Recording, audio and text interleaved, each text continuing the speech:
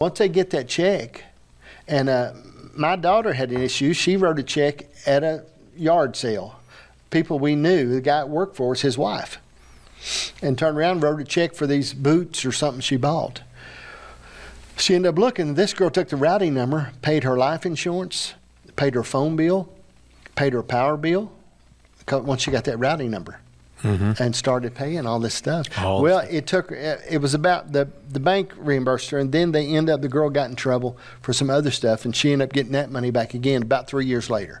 Mm-hmm. Worked around on it. But I mean, yeah, and banks are getting very good about trying to help people not give away their money, right. Helping people when something does happen. So I tell people, let your bank know if you think there's anything suspicious. Now some of the scammers will say, when you go withdraw that money, you can't tell the teller what's going on because that bank's under investigation and they're trying to take your money, so you can't tell them what's going on. But if you tell the bank and let them know what you suspicion, they will help you because they don't want to see their customers get scammed. So I try to let us know, let the bank know if you think in any way someone's trying to scam you. Right. But still, yet we're seeing it week after week, people losing thousands of dollars in scams. Yes. I know of people that have lost hundreds of thousands of dollars, right. Borrowed money on everything. Mm-hmm. All right, so let's see why this begins to happen. Let's take a glance a little deeper. I think the seed is greed. Okay, mm-hmm. If it's me, you, or grandma, if we think we're going to get something for nothing, okay, it's usually when we set ourselves up. And I believe those scammers feed on that. Okay, if they think you're a little greedy, they start feeding on that.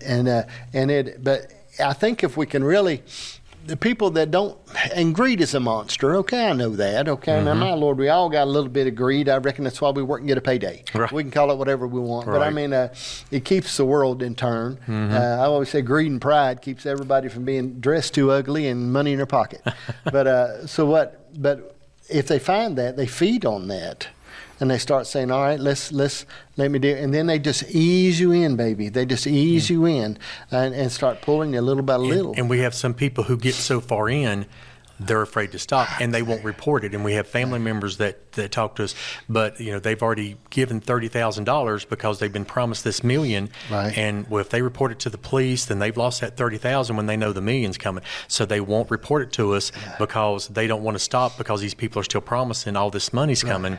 And so we have a problem with some people even letting us know and letting us work a case because they're still believing those people that big $1 million is coming.